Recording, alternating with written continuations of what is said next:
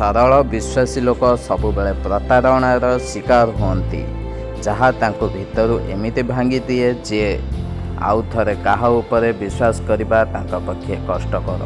आमे टिके टिके दुखरे भांगी पड़ू किंतु यह भूली जाऊ जे स्वयं भगवान मध्य वनवास दुख सहिबाकू पड़िथिला कारण दुनिया रे जन्म नेले दुख सुख उभय भागिबाकू पड़े।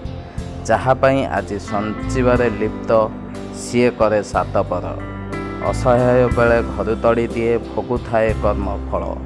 प्रत्येक भूल भूल बसत होता है, भूल जाशुणी भी करा जाई थाए। यह निर्भर करे भूल करुथिबा व्यक्ति उपरे। तेणु क्षमा करने समय व्यक्तिर उद्देश्य जानी नियंतु। समय केवल गोटे कथा कहे, आज तमे मते बर्बाद करुछ, काली मु तुमको निश्चय बर्बाद करी।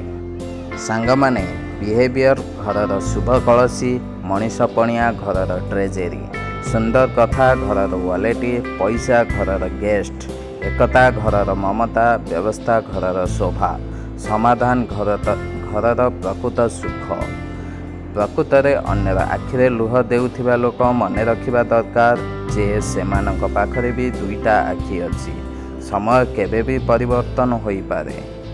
शिक्षा हेउछि प्रत्येक मनुष्यर सबुठारु भल बंधु कारण आपणଙ୍କୁ सबुबले सम्मानर अधिकार देइथाय। जणे भल स्वेच्छामन व्यक्ति अन्यमानकर सद्गुण देखे, जणे कुबुद्धि संपन्न व्यक्ति अन्यमानकर खराब गुण देखे।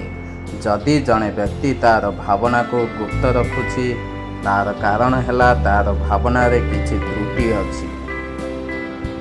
दरदी मनीष जो व्यक्ति हुए ताको मिलई सम्मान, मानविक गुण जहाँठारे थाए संसारे हुए सम्मान। किछि समय एमिति आसे निज सह काटिबाकू पड़े, किछि दुख एमिति आसे नीरवरे सहिबाकू पड़े। सेथिपाई निज ठारू बड़ बंधु ए दुनिया रे केही नाही।